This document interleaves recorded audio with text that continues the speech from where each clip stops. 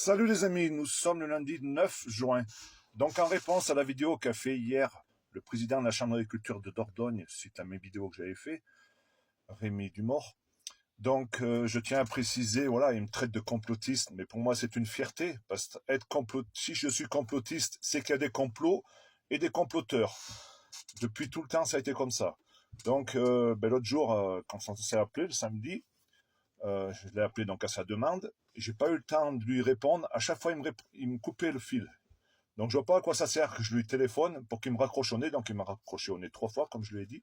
Parce qu'à chaque fois que je lui disais quelque chose, il disait que j'étais un complotiste. Donc, quand je lui ai parlé des ondes électromagnétiques, pour lui, c'est du complotisme. Donc, il a expliqué ça à Luc Offray et à Frédéric Sall, qui ont tout perdu leur troupeau à cause des ondes électromagnétiques. Donc, si Rémi Dumort a quelque chose entre les cuisses, qu'il aille leur dire à eux. Je pense qu'il sera bien reçu. Après, voilà, il m'a traité de poutiniste, que j'étais complotiste. Toutes mes vidéos étaient complotistes. Quand je lui ai parlé de l'ARM messager, des chantrailles, tout ça, c'est du complotisme. En fait, tout ce que je dis et ce que je fais, c'est du complotisme. Donc, mieux vaut être complotiste que collabo, c'est ce que je veux lui faire comprendre. Donc, je peux comprendre aussi qu'il veut défendre bec et ongle Monsieur Durand jusqu'au bout, parce qu'un des membres de la famille Durand, le marchand collabo, a sauvé la vie à Monsieur Dumort il y a quelques années. Donc, voilà. Dans cette histoire, il faut savoir que c'est pas clair depuis le début. Monsieur Dumort a des problèmes avec la justice en ce moment, donc il va surtout pas s'attaquer au système et au préfet, parce qu'il sait qu'il risque gros.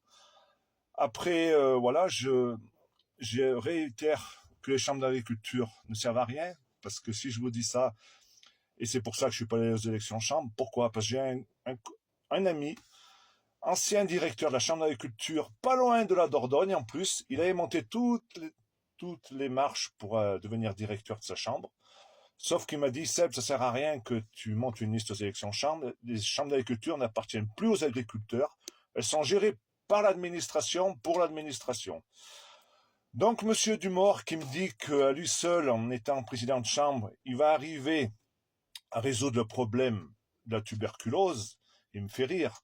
Parce que c'est pas dans un bureau, derrière un ordinateur chauffé et climatisé, c'est sur le terrain que les combats se gagnent.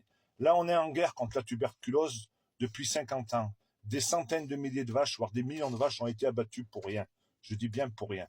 Sauf que dans cette affaire, Monsieur Dumort ne vous dit pas la vérité. Parce que les seuls qui soutiennent Serge, c'est ses amis qui sont à la conf. Et c'est bien là, malheureusement, le problème. C'est que Monsieur Dumort ne veut pas s'afficher avec des gens de la conf.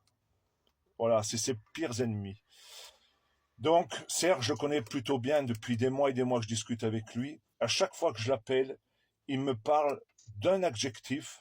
Je l'ai écrit sur mon bout de papier pour pas l'oublier de vous le dire. Il est persécuté. Il se sent persécuté. Donc, il faut pas dire que si Serge, il en est là, c'est que c'est moi qui lui en ai fait devenir un martyr. Ça fait des années qu'il est persécuté par son maire pour des histoires de chemin. Je connais toute la vie de Serge depuis son plus tendre enfance. Donc, inverser les rôles en disant que c'est moi qui fais tout pour que Serge devienne un martyr, c'est quand même fort de café. Si Serge, il devient un martyr de cette histoire, c'est que l'administration n'a pas fait son boulot, c'est que la Chambre d'agriculture n'a jamais fait son boulot, avant comme maintenant avec le nouveau président de Chambre, c'est que ce protocole doit changer et notre ami Serge ira jusqu'au bout puisqu'il vient d'entamer une grève de la faim pour demander où c'est qu'elles sont passées ces vaches. Et il faut savoir que dans cette affaire, il y a quand même des vices de forme. Puisque si ces vaches sont tant contaminées que ça, pourquoi M. Durand est venu avec une vache soi-disant indemne pour récupérer, pour amadouiller les vaches de Serge?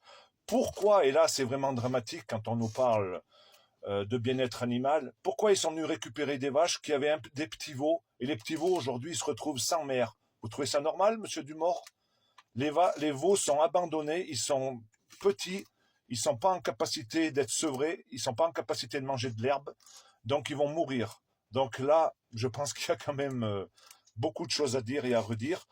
Donc faire passer aussi Serge pour quelqu'un de marginal parce qu'il n'a pas de portable et qu'il a beaucoup de chiens, je trouve ça un peu déplacé pour un président de chambre d'agriculture. Voilà, donc je pense que j'ai fait le tour. Moi, je suis fier d'être complotiste, parce qu'un complotiste, c'est quelqu'un qui a raison trop tôt. Voilà. Et dans cette affaire, ça fait longtemps qu'on a raison, tous ceux qui sont passés, parce que nous, en Haute-Loire, on a été victime de la tuberculose il y a quelques années, et on l'a jamais éradiqué, parce que, comme je vous l'ai dit et redit, les blaireaux, tous les animaux sauvages sont cafis de tuberculose. Donc, j'espère que M. Dumort va se réveiller, va prendre son courage à deux mains, va essayer de comprendre l'histoire des ondes électromagnétiques, de tous les problèmes agricoles, para-agricoles, que les vaccins ARN messagers aussi, c'est du poison à venir et ça va se retrouver dans les produits finis alimentaires. Donc tout ça, il ne veut pas y croire, mais faites-vous pas de soucis, on va l'éveiller, on va le réveiller et j'ai beaucoup de copains qui vont parler de lui, je pense, sous peu. Allez, la bise!